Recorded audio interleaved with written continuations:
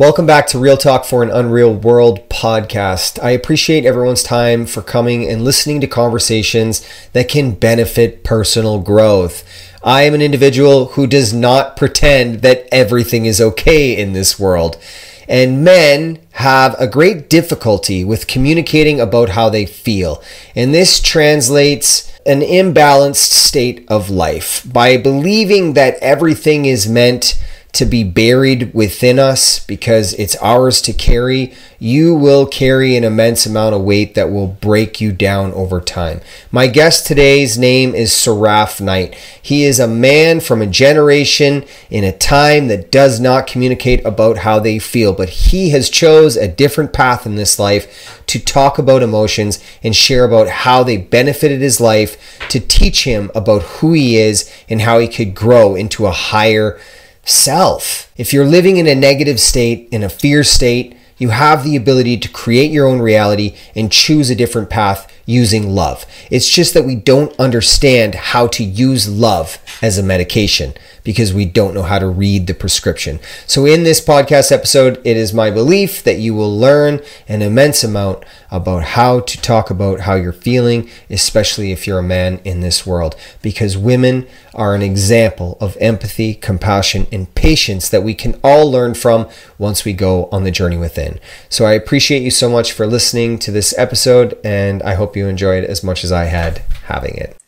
You know, man, honestly, I just want to say thank you for reaching out to me and wanting to have these conversations about, you know, men coming in to what it means to be a man these days. And what it means to be a man actually means getting in touch with the side of you that you hide from. And I think that that's really important. Men kind of believe that that's the side of a woman, the feminine aspect, and yeah. It's misconstrued in how they look at it and how they think about it. It's like, oh, I would rather avoid feeling feelings because I'm afraid of it, so I'll just use avoidance to practice being a man without actually understanding the symbiotic relationship of masculine and feminine. And exactly. You know, and I think that having these conversations and being an individual and being an example of someone who is willing to step out and do that, I have an immense amount of gratitude to you for that. So thank you. Thank you, Justin. I only just put up a post about that this morning on Facebook, actually. I think it's important. I'm going to share some of my journey, okay, Justin? I don't know how much of my journey you know, but for the people out there who will watch this, okay, my life was a disaster zone of a mess. I came into this world with lots of learnings. I was adopted, okay. I had a very abusive, alcoholic adoptive father who imprinted many programs and belief patterns and conditions on me. And it pretty much drove me to despair with PTSD, depression, anxiety, feelings of unworthiness, it's feelings of and programs of I have to work hard to earn a living and not feeling good enough for anything. You know, it's really, really, it was quite a hard journey for me because I'd been beaten, held up to the bloody wall by the throat at times, thrown down frickin' stairs by him. I was threatened by him. And a lot of that played out through my whole life. I was told to shut up. I was told to sit down and not be heard. I was told that not to feel my emotions. And these were all the programs that were running in me for so many years. And it's taken me 8 years to unravel all of that stuff. 8 years, right? My birth name is Shane. Also, my real birth name is Stefan, but my name I was given when I was adopted out was Shane. So I've had a myriad of unravelings to go through, right, with all of my journey. I became an alcoholic. I smoked cigarettes, never did drugs. Well, I did try them, just the weed, but I became an alcoholic. and I was a cigarette smoker for many, many, many years. I tried giving up smoking. The alcohol was just a thing. I went through my life with abuse, pretty much. And when I got married and had kids, I swore I wouldn't follow through the track of my dad, my adoptive dad, because I started to wake up at the age of 35 when I started going to meditation group and finding more about myself, of who I am, and starting to see deeper truths, which I didn't like either, to be honest with you. It can be very scary for the men out there to acknowledge this, okay, brother? And I want the men to know that you're safe when you can find another person, either another man or even a woman that you can feel safe to share this with. That's your gift. But it's okay for you to share your emotions. It's okay for you to cry. It's okay for you to feel angry. It's okay for you to feel sad. It's okay to feel these emotions, because as men, we've been conditioned so chronically to just bury them and be a man, be that masculine, toxic patriarchy. You will do as I say, and that's it, and that's the word of the house, and to be the man of the house and the king and all this stuff, And look, I'm trying to walk away from labels these days now, but there has to be a balance, because even I didn't understand the balance of the feminine and the masculine in me until later on. And I had to do a lot of healing around the masculine and the feminine, because they were at odds with each other all the time, Justin. They were fighting each other within me. And I didn't know how to even deal with that until I started to find healers that come into my peripheral in my life to say, let me help you. You want the help? Yes, I do. Okay, then we're going to work together and we're going to bring you back into balance. We're going to let go of a lot of stuff. It's going to be fucking painful. It's going to be hurtful. You're going to feel like you're going through you're dying. And to be honest with you, I did. I felt like I was dying numerous times. And so many dark nights of the soul, so many having to confront myself over and over and over again with my childhood, with my dad, the way he treated me, with how mum treated me. And mum did her best, but she tried to protect me. But my God, the soul lessons I came in with, holy crap. I questioned myself every so often. What the hell was I thinking when I signed these agreements to come down here? I was like, oh, you've got to be kidding me. And it's very difficult because the men are being told there is no soft side to them, right? They don't know feminine side. It's all rubbish, blah, blah, blah. That can't be further from the truth, because there are men out there who are very soft and very have a beautiful soft side to them, and a romantic side when it comes to courting women and stuff. So I appreciate you for, speaking your truth about a childhood or an experience that faced emotional, mental, and physical abuse. And that emotional, mental, and physical abuse translated into a human believing they were weak and somebody taking their power away from them. So you don't have to be in a situation with an alcoholic, abusive father to feel these things. And the reason I speak about that is because I want people to associate with the journey. And that's really common for, everyone in this life, not just men, but we'll talk about men from this perspective. So men believe that they have to create this strong exterior because something was taken away from them at a very young age. And they're not sure how to arrive back at taking that back into their life. And like you said, communicating about it, communicating about what transpired in your life with a community of individuals who could share perspectives with you is what helped you begin to alleviate you from that traumatic experience from the past. And that's the power of communication.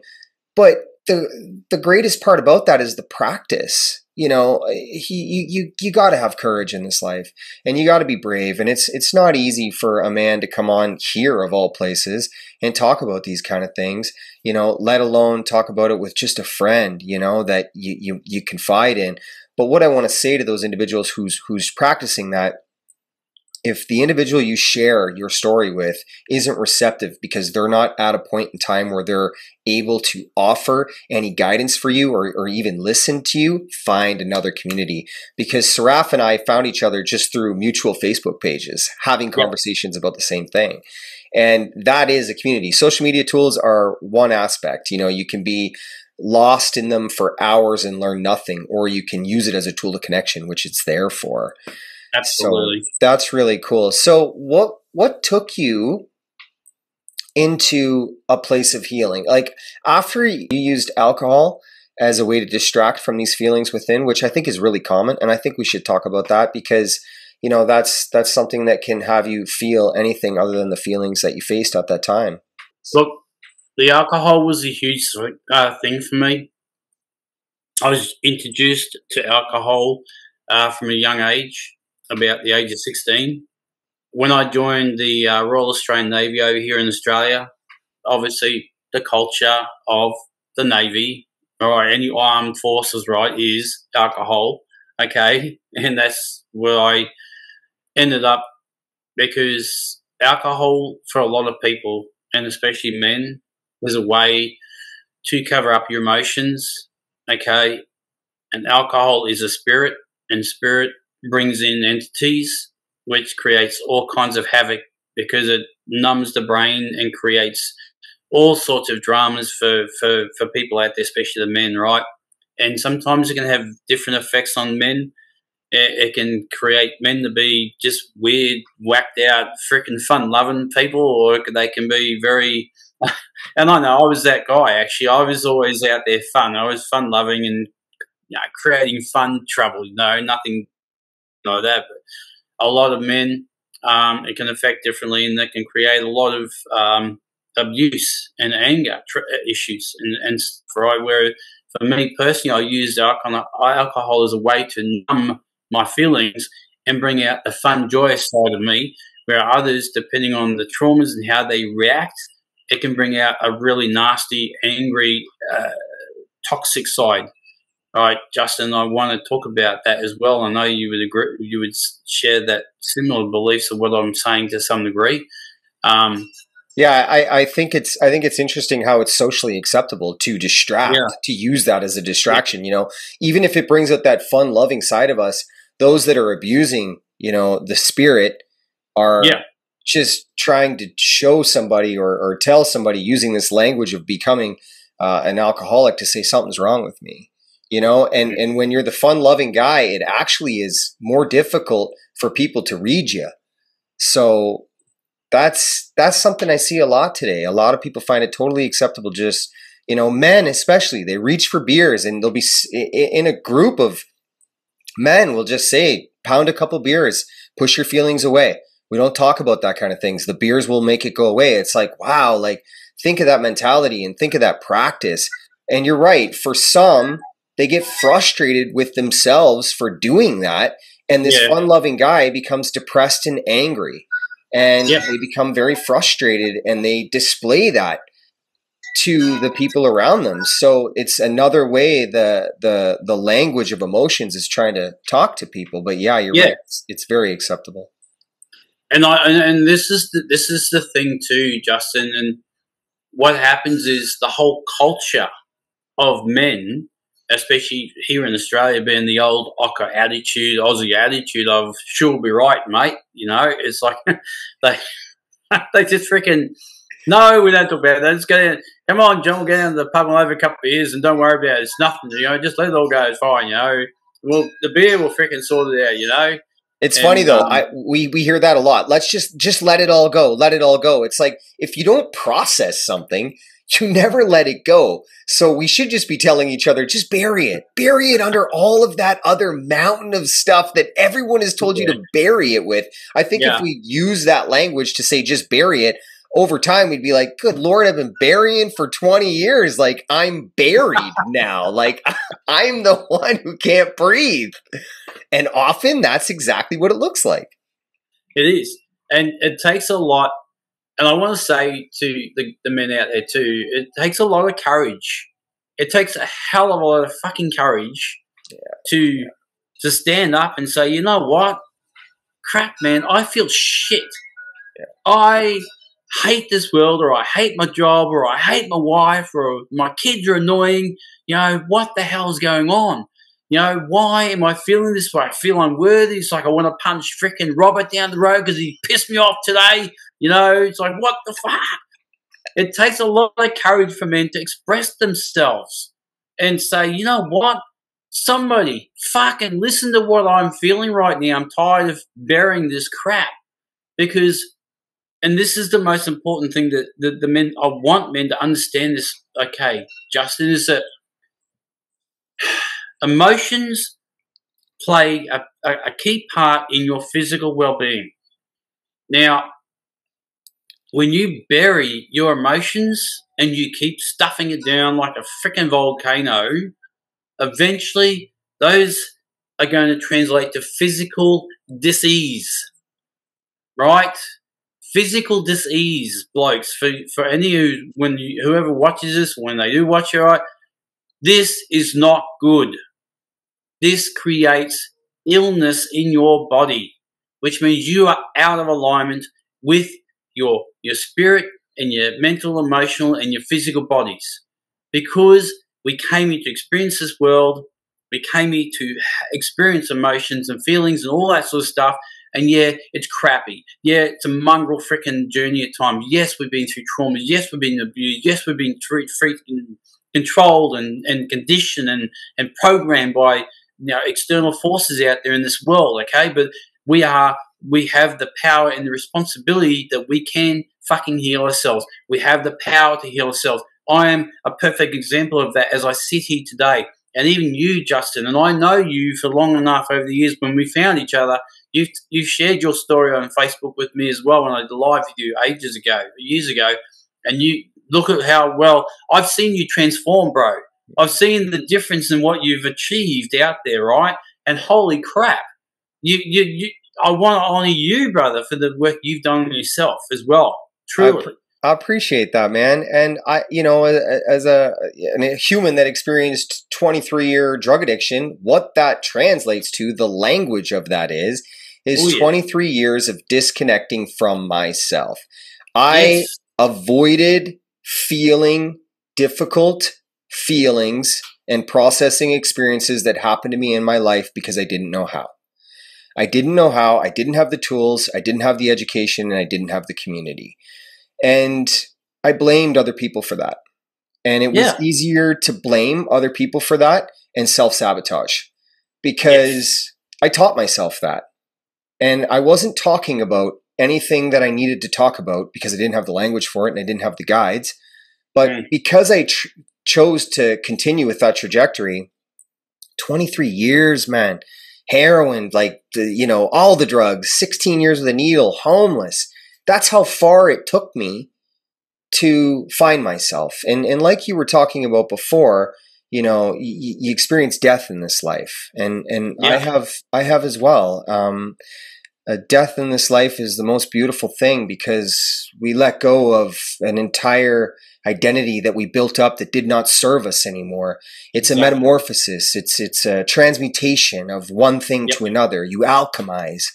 And for anybody listening to this out there, a guy to think like, man, if your life sucks and you're beating yourself up all the time, man, to take off that identity that does not serve you anymore and walk and grow and make mistakes into this new life, into this new being. I mean, that was 4 years ago for me. I learned every single day of my life. But one of the most greatest things that I learned along my journey was how to understand energy. And energy equates to emotions. So if we think about when we're sad, it puts us in a low state. We feel real dense because that energy sits inside of us. Or we think about how we are when we're in a joyous state, or, we're having the time of our lives. We're in a high vibrational state. That energy is flowing through us, not sitting in us low. Yeah, exactly. So where Saraf talks about this disease with energy, you do that by not processing and facing emotions and experiences, because that energy can't transmute. It sits dense in the body and it attaches to the physical body because there's nowhere for it to go. You have to turn it into something. So you take a negative energy or a negative experience and you find the positive, you find the education within it, and you let that go and you let that become a part of your journey. Because even all the things Saraf experienced in his life, that was education for the road ahead. Yes. And that's how we apply it. I want to go back to the energy side of it, okay, Justin, because I think that's a very valid point. I feel that's a very valid point to explain to the blokes out there as well, the guys. I wrote about this years ago, okay? And the first thing I want to say to everyone out there as well, listens to this, is that I know nothing. I only know things from my experiences in this life and how I've grown through that. I am someone out there who shares information and conscious awareness to help people through their life as they awaken to their true selves. So, firstly is we are energetic beings in a physical meat suit here, right? An avatar, whatever you want to call it, okay? And when Justin was saying this before, energy is energy in motion. Right, I'm going to put it in simple terms for the guys out there, okay, Justin, without trying to, I don't want to make people feel stupid, but just for those who are unaware, it's like plumbing in a house.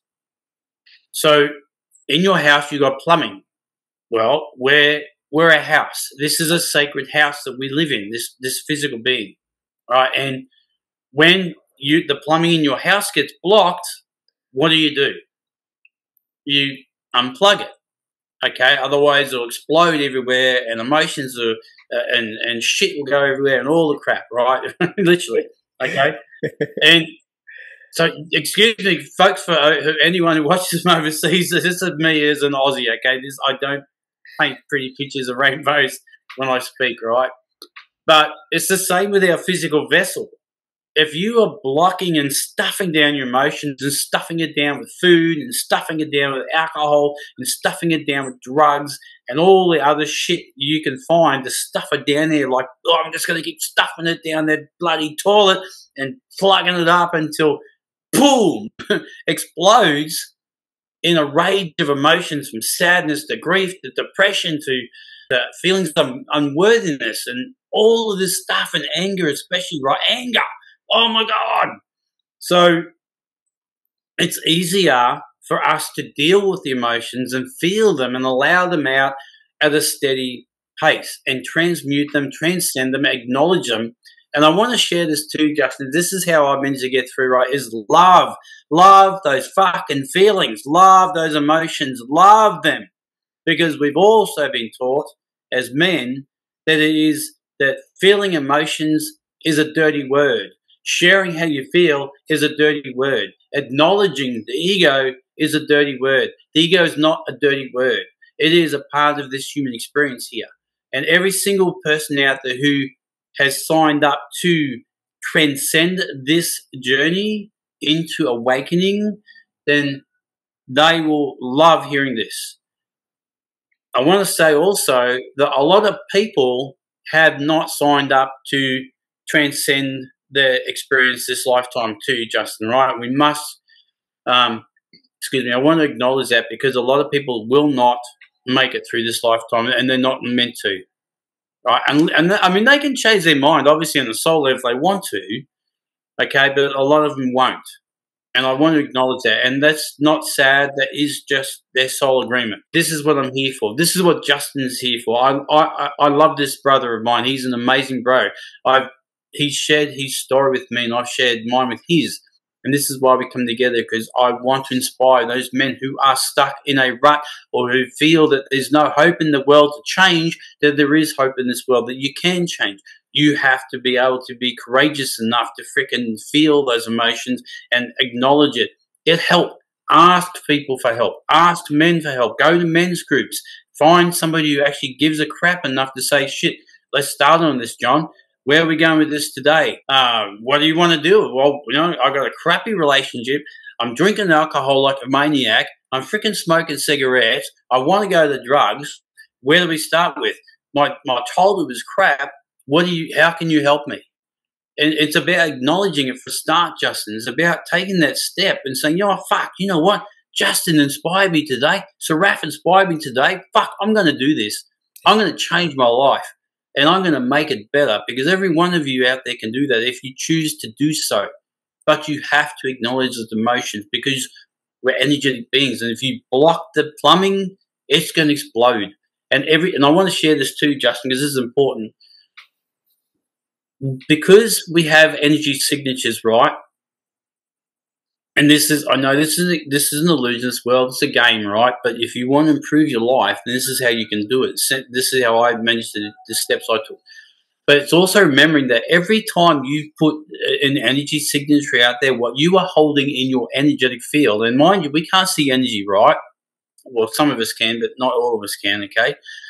But that energy signature transmits out to the universe. And that universe will give you back exactly what you are holding in your energetic field. So if you are holding on to anger and hatred and fear and judgment and all of this crazy shit, the universe will send you a reflection of yourself, of exactly what you are holding within you. So if you are attracting people to yourself to say, who may hate you or may get angry at you times or may belittle you or judge you, and you're doing that externally as well to the external world, then that's what you're going to attract to you, right? So the way because I cleared those energetic fields, I'm not saying I'm clear. I'm not 100% clear at all. I want to state that clear. I'm not perfect, folks, okay? I am imperfectly perfect, and I've got stuff to work through, but I've cleared through a bulk of stuff that I have a peaceful life, okay, where I attract beautiful, loving beings into my life because I see that in myself now, whereas before I looked in the mirror and I hated myself. I was drawn, I was tired, I was freaking depressed, I was anxiety, I was freaking scared shitless of everything. Okay, the energy field you hold is important. When you start looking at the energy field of what you're putting out there and what you're attracting into yourself, and you start working on that and looking at that and saying, fucking hell, what the hell was my childhood like to create this shit? Yeah. And what can I do to change that? Yeah, I think it's important, for people to understand, you are the creator of your own reality. So how you think is how you feel. How you feel is how you think. If you're feeling not well all the time, you will attract situations, scenarios, things external from you that are not well for you, because you're giving off that energetic state. Energy attracts energy. Thoughts become emotions. Emotions become vibrations. Vibrations attract vibrations. We are magnetic by state. Yes. That's how it is. That's how you control everything. So if somebody taught you that it was okay to avoid all feelings and avoid all experiences that were difficult, you're never going to learn any lessons from it. And that's why we put ourselves, or we're born into difficult experiences, because they shape us with the greatest lessons. I mean, think about it. No one ever forgets something that was extremely difficult. Whatever you go through that's extremely difficult, you never forget it. And that's where the soul learns. We come here to learn through this manner.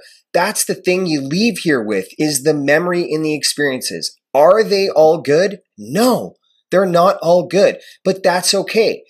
If things are not good, it teaches us to value the things that are. So we have duality within the experiences, rather than hide from it and try to pretend that everything's okay all the time, a lot of people do. Oh, yeah, there's that fake facade, and they put the masks on. Yes. Right? And that's not to judge people who do that either, Justin, because I want to share this too, and I know you would understand this. The other thing too is, folks, is that look at life as a stage. All right, life is like a stage play. Okay, it's a stage. You have actors, and like you were just saying before, Justin, you're the director, the actor, the writer. You're all encompassed of creating a reality. So sometimes people will come into our life to show us what we can change within ourselves. They may not necessarily change themselves, but they're a pivotal part of the journey for us to show us how we can change. But the question is, do we want to take that cue from those stage players that come in and say, and treat us really poorly and say, oh my God, John, you're such a freaking mongrel. You this, that, blah, blah, blah, blah, blah, blah, blah, blah, blah, blah, blah. Yeah. How long is it going to be before that person says, you know what, Peter, I've had a guff of your crap. I'm not going to be like this anymore, and I'm not going to listen to you anymore. And you walk off the stage and say, we're done here. Why did I attract that into my life?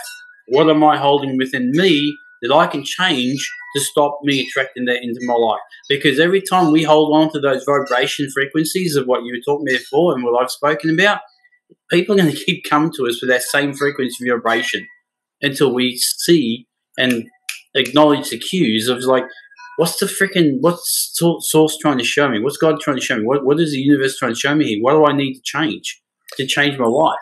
I think it's important also to think of a human or think of ourselves as a scale. The whole idea is to have a balanced scale, so that we can navigate life with balance. Balance through the emotions, balance through the experiences, balance of self.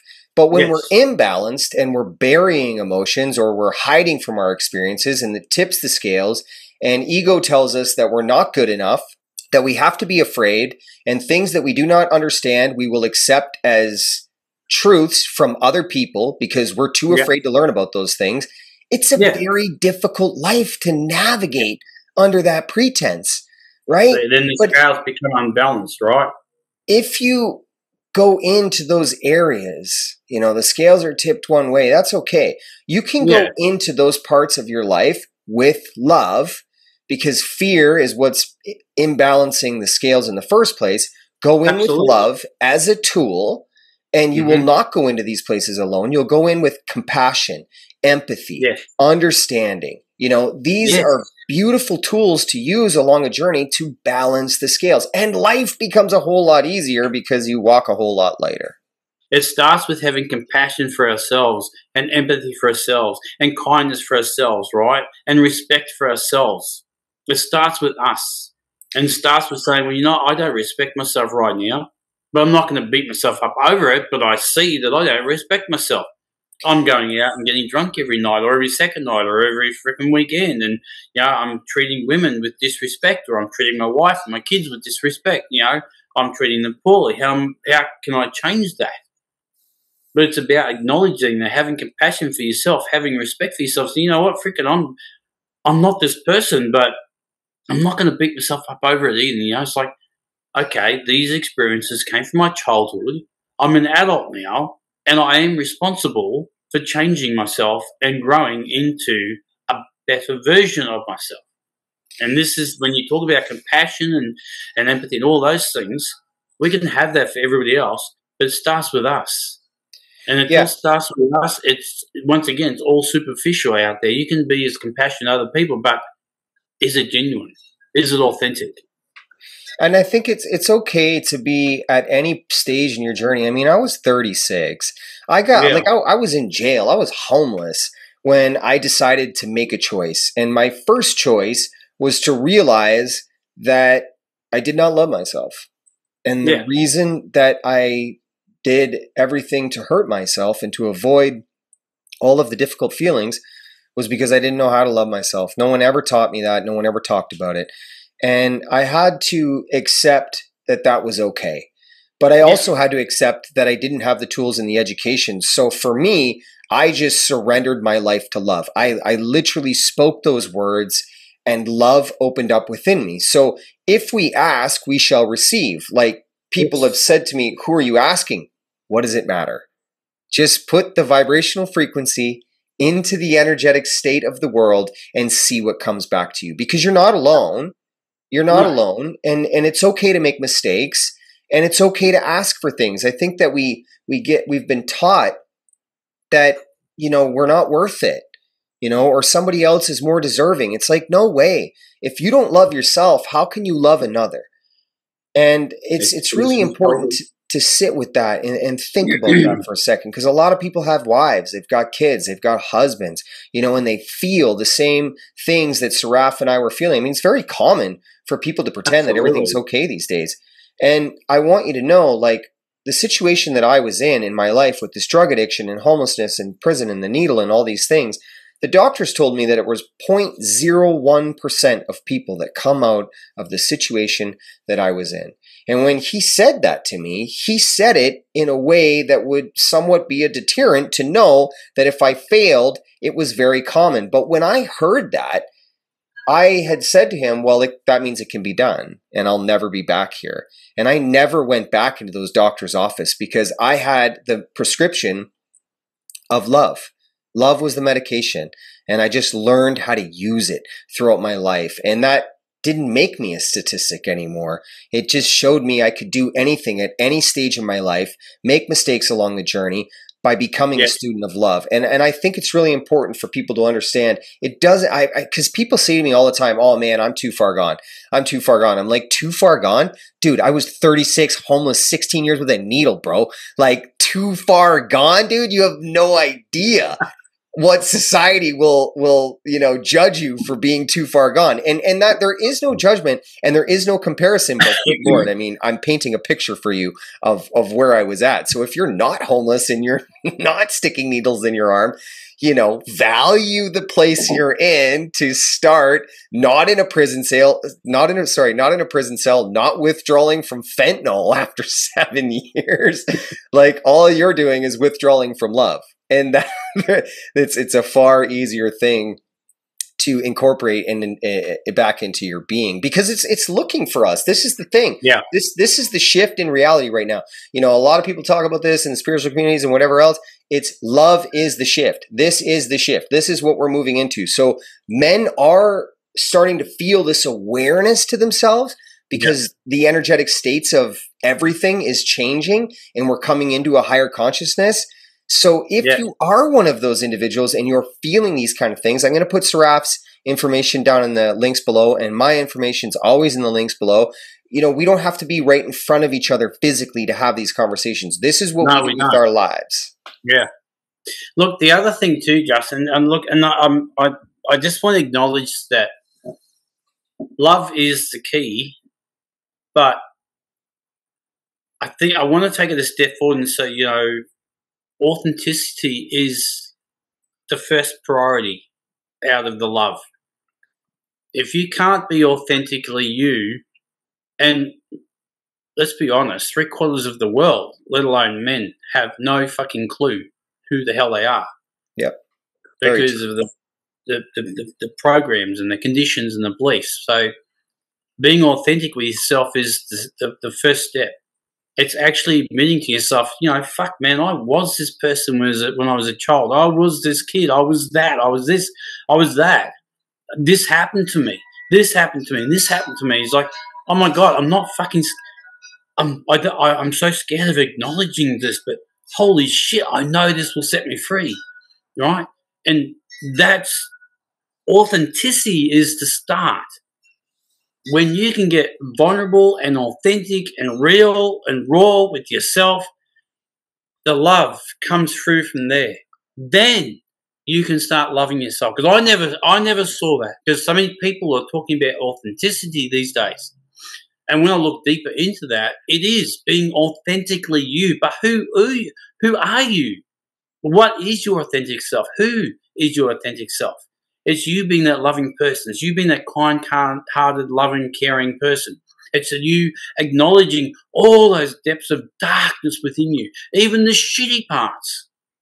Because you know what? That's what made you. That's what a part of your experience was. And there is nothing in this world to be ashamed of what you've done in your life. I nearly ended up in jail, Justin, many years ago when I was married. And I never shared anything with this except for one person just recently on a podcast, right? And I did. I nearly ended up in jail. And I think I've shifted my reality now that I don't have a criminal history anymore, but I did have it. And I nearly ended up in jail for shit that I'd done. Right? And, I had to come to grips with that. I had to be authentic with myself, and I had to start getting real with myself. And the last 8 years have been that journey, right? But I was sitting in a lot of fucking fear back then too. Plus, I had post-traumatic stress disorder on top of that, and all the rest of the stuff you and I have discussed. Okay, so I want people to understand, yes, love is a big key of it. Okay, guys, it really is. But you have to get real with yourself first. You have to get authentic with yourself. You have to get real with yourself. You have to get freaking honest with yourself. You have to have those hard, tough conversations with yourself and say, fuck, you know what, I fucked up. And that's okay. I made a mistake. We all make mistakes, like you said before, bro. And that's okay. It's all in the learning. But don't beat yourself up, fellas.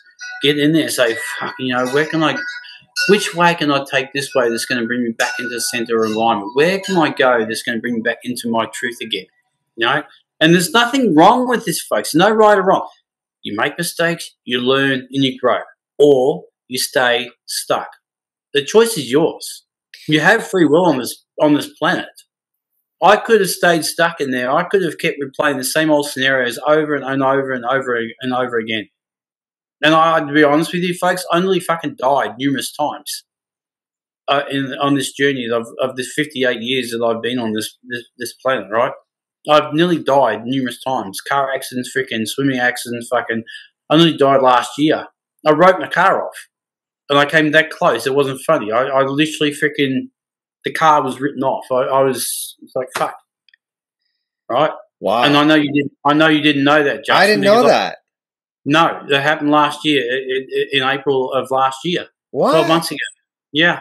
Yeah, I just moved up to this new place where I'm at right now, here in Yandina on the Sunshine Coast, Queensland. And I was driving in, and I fell asleep at the wheel. It was a mini nap.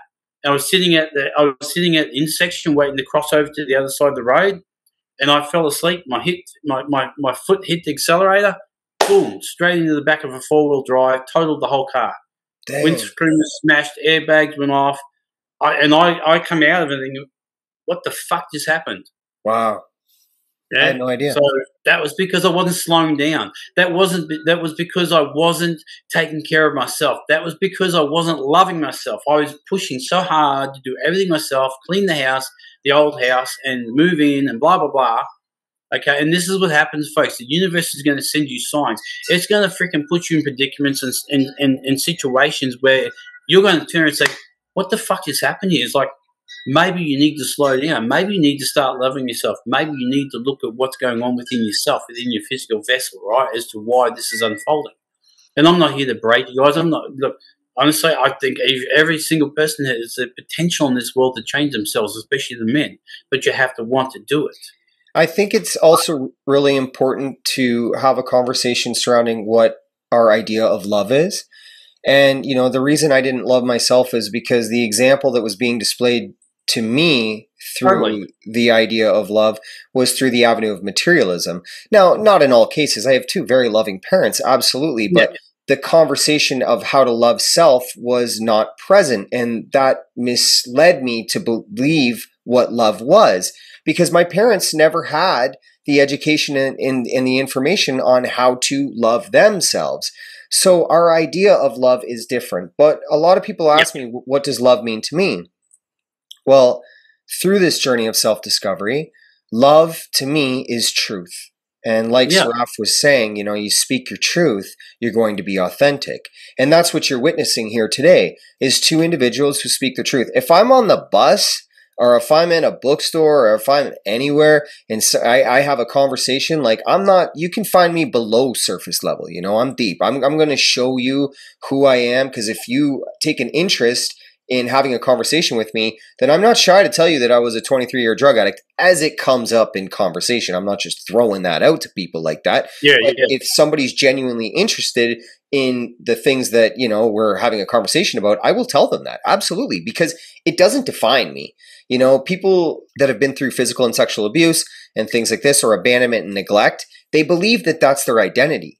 Well, no, it's a part of your life, and it was here to teach you lessons, some difficult, some great, absolutely, but it shapes you to be the human you want through that choice.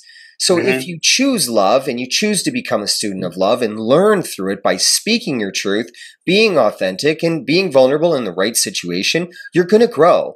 And then you do not have to stay in one place, this dense area of an inability to be your true authentic self. And I mean, learning about yourself and making mistakes through that is actually a really beautiful part of the journey, because you don't beat yourself up for it. You look at it and you go, oh, dang, I said that thing, or maybe I approached that girl like I didn't want to approach that girl, or I approached that guy how I didn't want to approach that guy. It's like, okay, it's okay. I'm going to learn for the next one, because A, there's 8 billion people on the planet, and B, the journey's not over till, your eyes close for good. So like, you better just keep trying, because if you're afraid to try, I mean, good Lord, you're going to miss out on the experience, and you fall into these comforts and complacencies of doing things that aren't good for you, like Netflix and eating shitty food and not drinking enough water and not getting enough sleep. I mean, these things are all really important. I know a lot of guys that don't sleep well at night. It's like, you don't sleep well at night because you're left alone with your thoughts and your feelings at that point. There's nothing coming between you and the thoughts and the feelings. So you're focused on them. But don't be afraid of that. It's okay if you've lived a lengthy life up to this point and you're carrying an immense amount of baggage, to start going through those bags. Because the most important thing to remember is it's already happened.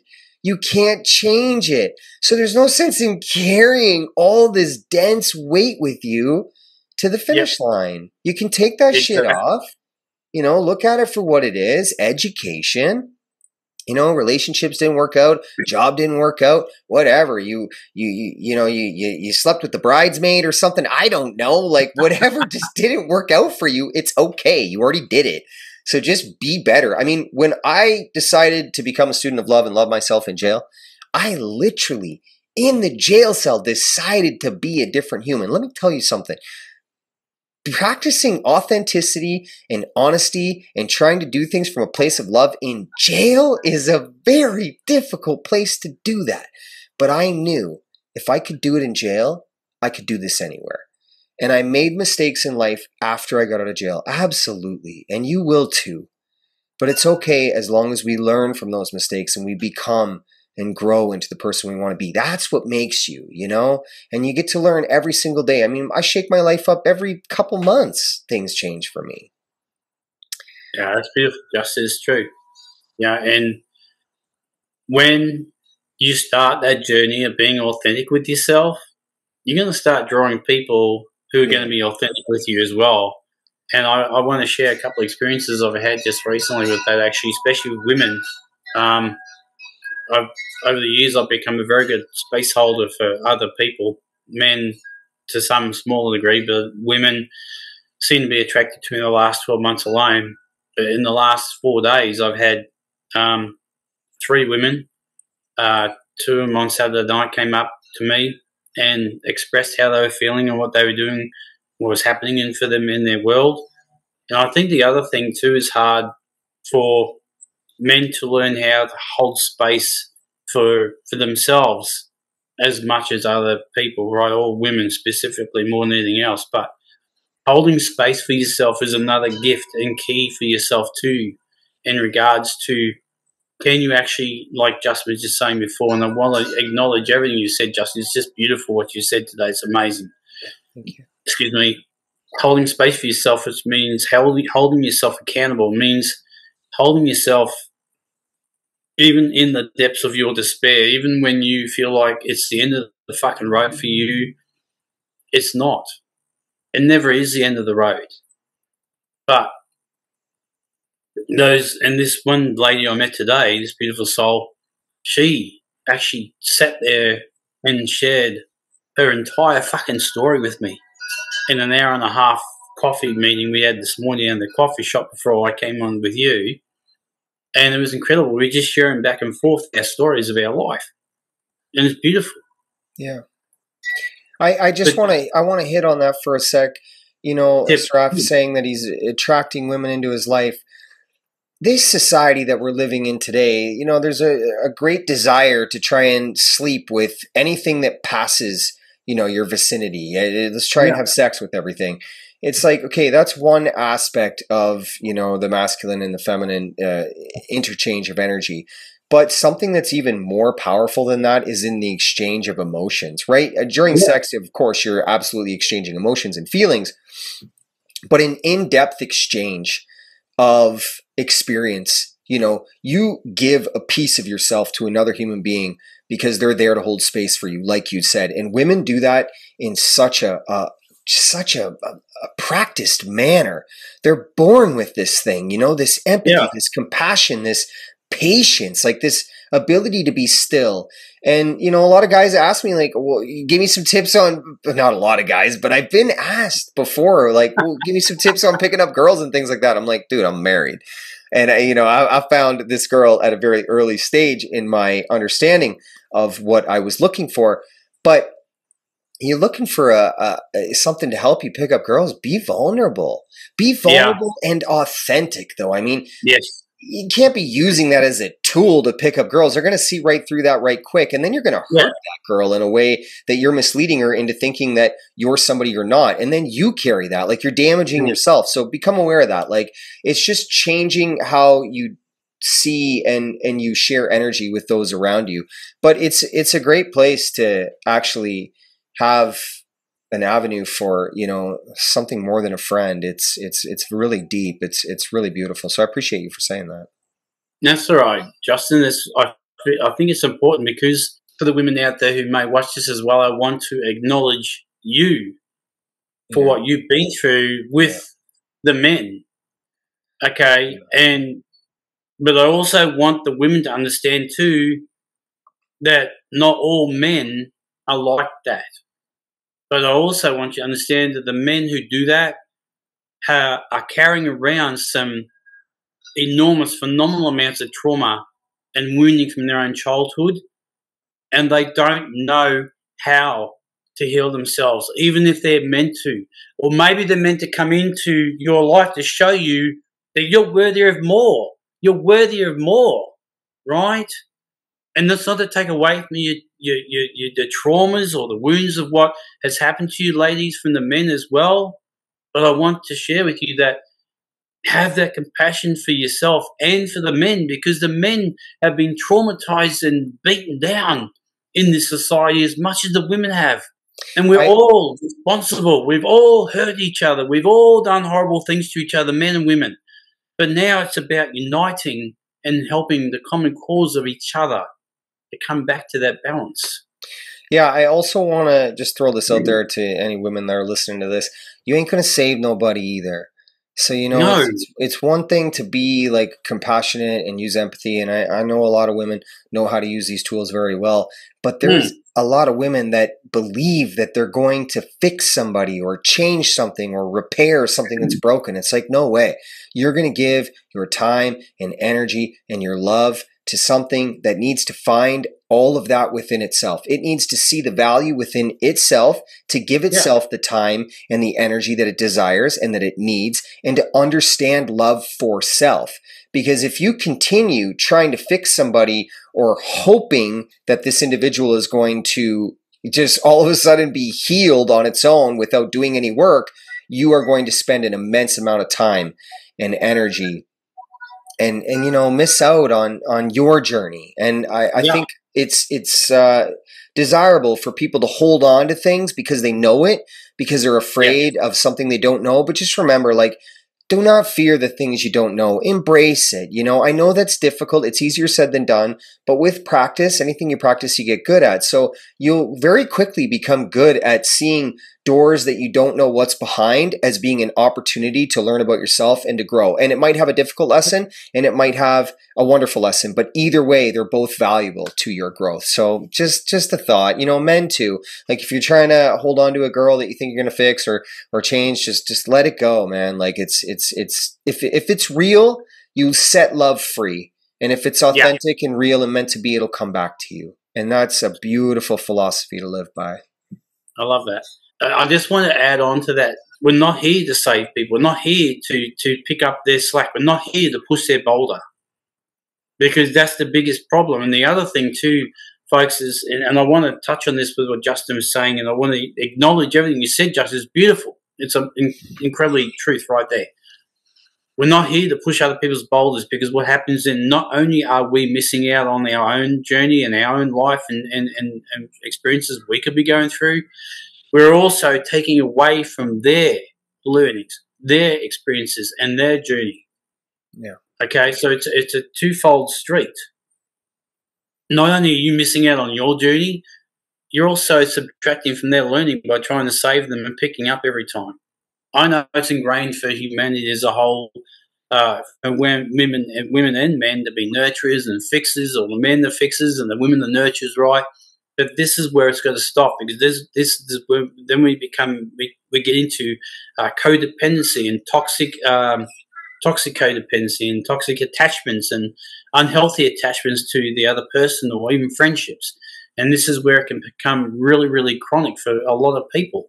Yeah. And they don't understand this. Now, like, God forbid, I don't want to really use the word, but narcissism is thrown around like fucking lollies today. It's like, oh, he's knocking, she's knocking, the whole world, oh my God, how come I keep attracting narcissism into my life, my God? Well, let me share this with you all, folks. And this is going to be a really hard truth for a lot of you to swallow. Every single person on this planet has fucking narcissistic traits in them. Every single one of them. Every single fucking one of us. But it's being aware of those. And you know what? You can fucking heal from it. Yeah. Anyone that says, oh, they'll never heal, they don't want to, and they carry on, like, no, bullshit. I am an example of how much I've healed through that myself. Seriously. Narcissism as well, it stems from ego. Like, ego is exactly the center of everything. So where we choose self-sabotage and judgment as a way of viewing the world, that comes from an egotistical state, feeling that we're not good enough, which is why we do that. Narcissism, trying to control other people or control situations that are out of control and be manipulative, that also stems from ego. So the balance of everything is around this one central nervous system of ego. Absolutely. But once we have a language to use to understand that, like narcissism is a way to communicate about our ego, anger, manipulation, control, power, greed. A lot of what we see establishments, the state that they hold themselves in is an egotistical state. They believe they're better and that we're less. So, of course, we're living in a reality, like Saraf said before, that we have free will and people can make these decisions as to which side of themselves they would like to live on. Or you can go into the areas and define yourself on your own understandings through your own belief systems by experiencing things from your own perspective and shape the human you want to be, so that when you are judging somebody or you're being narcissistic, you can immediately catch yourself and go, okay, that's valid, because somewhere along the way I learned that as a tool of defense. It's usually a defense mechanism that people adopt as becoming an acceptable part of their life. So you can hold yourself accountable for that in the moment. But then, like Saraf said before, like, you have the power to choose. You can allow yourself to make mistakes and then choose to be somebody different the next time your practice of an abnormal behavior presents itself. And that way you heal the ego into a new understanding of self. And that's a really great way to kind of see that and understand the language. So you have a little bit more of a perspective on how that looks. Yeah, absolutely. That's right, Justin. Absolutely. And it's really, I want to share my compassion, empathy for a lot of people out there, because, as this world constantly changes and transcends through this awakening that we're going through, right?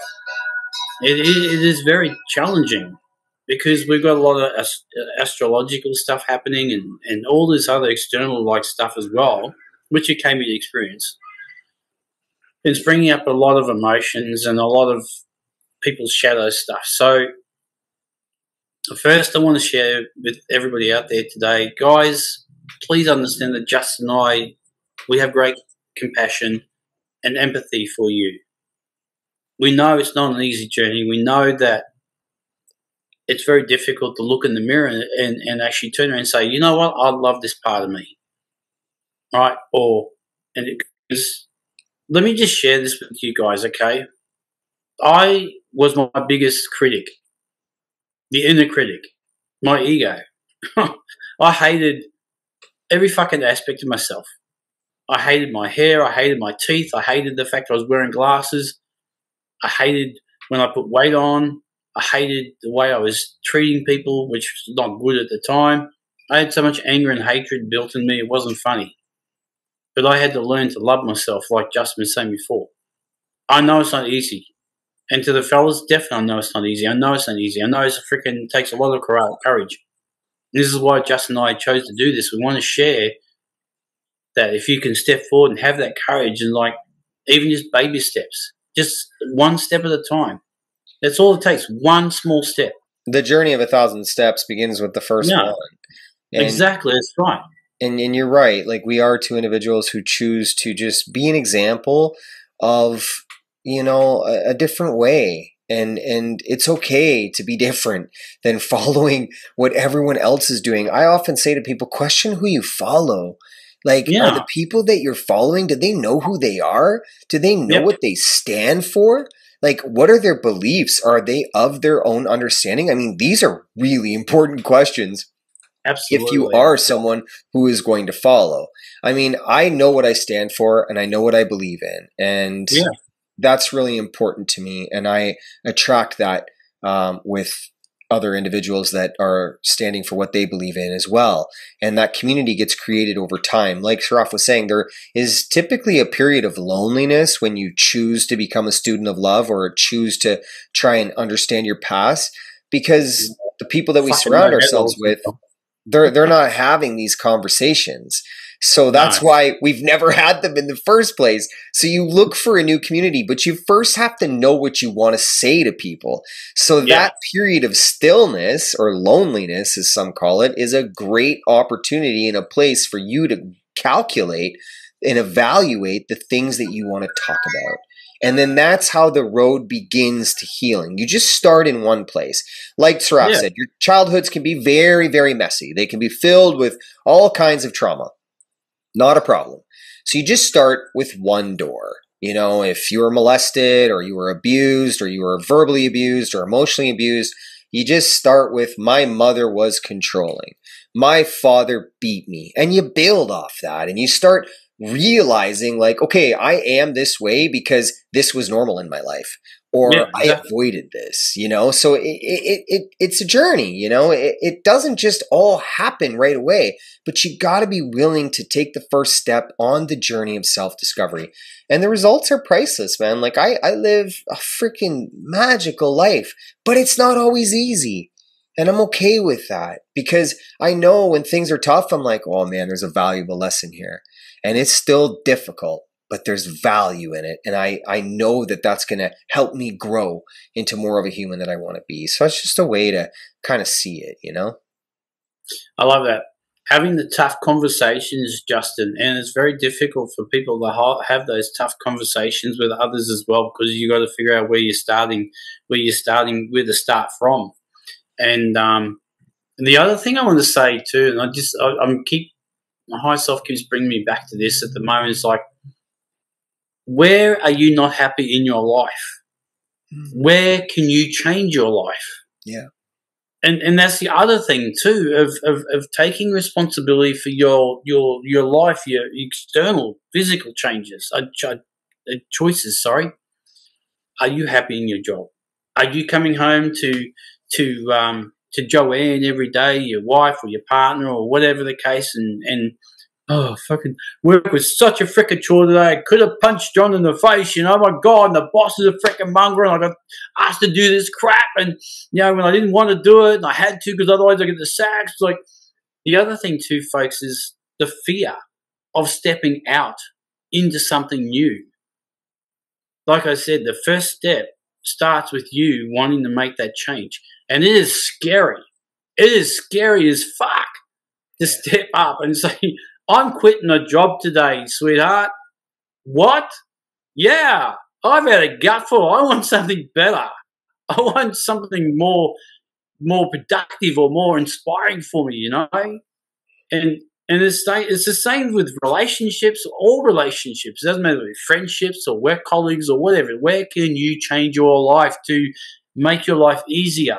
Yes, there are challenges in this world, absolutely. We're living in a freaking polarized world, for God's sake. And even I have my fucking moments, right? And I'll be honest with you, folks, right now, even for me, just to show my vulnerability, right? 3 months ago, right, or 4 months ago now, my children's mother passed away, right? My ex-wife. Now, in that first 3 months, it was horrendous. I had to step in because I wasn't the executor of the will. My son was, and I had hell because my oldest daughter was being a complete crazy person, not understanding how to deal with her emotions. She just lost a mum. She was also pregnant, so she had pregnancy brain, and everything was going off the scale. And I just want to share with you guys. I want to share this with you guys because I want you to understand that whilst it may seem like that Justin and I have really great lives, and we do, right? But it doesn't mean we don't have our challenges along the way. But how you confront those challenges is how you move through it. Now, unfortunately for me, my oldest daughter has now disowned me as her dad because I stuck my big nose in there and tried to sort things out for the other kids. Because I got 4 children, right, Justin? I don't know if you knew that. Yeah. But, you know, and so my life isn't always a piece of cake, right? It's not. Sometimes it can be very muddy, and I've got to tromp through some very freaking crappy shit to come back out the other side again. But unfortunately, my daughter will come back to me at some point when she just chooses. I've had to accept that journey and that part of it. And the hardest part was me putting my ex-wife to rest too, because I deeply cared and loved her to some degree quite a bit still regardless. But you always, if you think for one moment, folks, that once you've done this, it's over, no. This is a journey of unraveling. It's the onion. You're peeling the onion layer by layer by layer down to the core. And each time you see more. It doesn't matter how far you fucking go. The only way is for you is to be in the flow and allow the universe to show you where you need to go with it all. Because this is the gift. And love is the biggest thing. But being authentic and then loving yourself. Loving those dark shadows. Loving the crappy shits, the parts of yourself, loving your fucking grey hair if you're grey hair, loving the freaking scars you may have, loving your teeth, loving your eyes, loving the fact you wear glasses if you wear glasses, loving the fact that you were a fucking alcoholic arsehole, if you were back then, right? Yeah, man, I fucking love that. That was part of my experience, you know? Yeah. Guys, I was a fucking hoon. As a teenager, I used to scream around and freaking hotted up fucking cars when I was a teenager because I was rebelling against the world. I was rebelling against my dad, who was an ass to me. God love him, and he's watching me today and saying, you know, I love you too, Dad. It's all good. You know, seriously, I forgive you. Right? Love those parts of you, man, because that's the fucking key. I think it's, I just want to hit on what you said there about like jobs and relationships. People, you know, they get stuck in this idea that, you know, the job they've got that they don't like, that doesn't serve them any purpose, that's actually causing a lot of mental health, emotional health, and really disconnecting themselves from getting to know who they are. They stay in it for this magical place of retirement, you know, or to pay for all this stuff they don't need. Like a journey of self-discovery also will have you evaluate what you value. Like if the job doesn't do it for you anymore, and the boat and the car and all the things that you have that just don't make you happy aren't what you need at this point in your life when you're on a journey of self-discovery, then they go away. And that's okay. You take calculated risks in this life, but the most important thing is you have to take action in yourself. You have to believe in yourself and believe in the journey, because if you believe in yourself, nothing will come between you and your destination. And that's very, very important, because we're taught to give our power away. And I love to remind people, like, put your attention inside on yourself through the belief of self. That doesn't mean you have to have all the answers and have it all figured out, like Saraf was saying. You know, you just believe in yourself and believe in this thing that you're seeking, this destination of love, this understanding of truth, this embodiment of light is real. And it's something you can achieve, and it's something you can obtain. I promise you the synchronicities through the universal aspects and language will begin to present themselves to you. And the relationship that doesn't serve you goes away, because holding children captive due to materialism for a relationship that doesn't serve the two humans that are within it, because they don't want to lose the things they worked for in life, is actually completely detrimental to those children's childhood experience. And people do that. It's very common to break free from that. So, you break free from that to put your attention back into self-love and understanding of love, and your children will value you for that, because they'll see the action that you took in your life to become somebody different. And that means an evolved human. You become the example for your children. So where they see a relationship that didn't serve anybody dismantle, they also see the rebirth of a human that set themselves free to speak their truth and understand themselves. And that's really important. Saraf, how do you mind asking, how old are you? I'm 58. Like 58 years old, people. Like, that is not very common to have people from your generation talk about how they feel in the manner they do, with the vulnerability you do, with the just attention to detail, how you see your journey and you share about making the mistakes you've made in life and using them as a tool of growth. I just want to say, dude, I appreciate you so much for, sharing everything you've shared today and being an example. I look up to you. You're doing wonderful things. You got 18 years on me, but that just means you've got 18 years of experience on this planet that I can learn from and that others can learn from. So I think it's really valuable for the youth. I think it's really valuable for your generation, and I think it's really valuable for anyone who listens to it. So much love, bro, for being here today. Bro. Thank you. Thank you so much.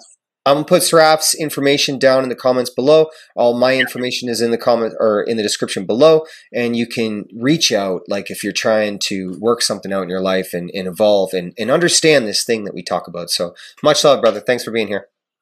Thanks, Justin. You too. Return tenfold.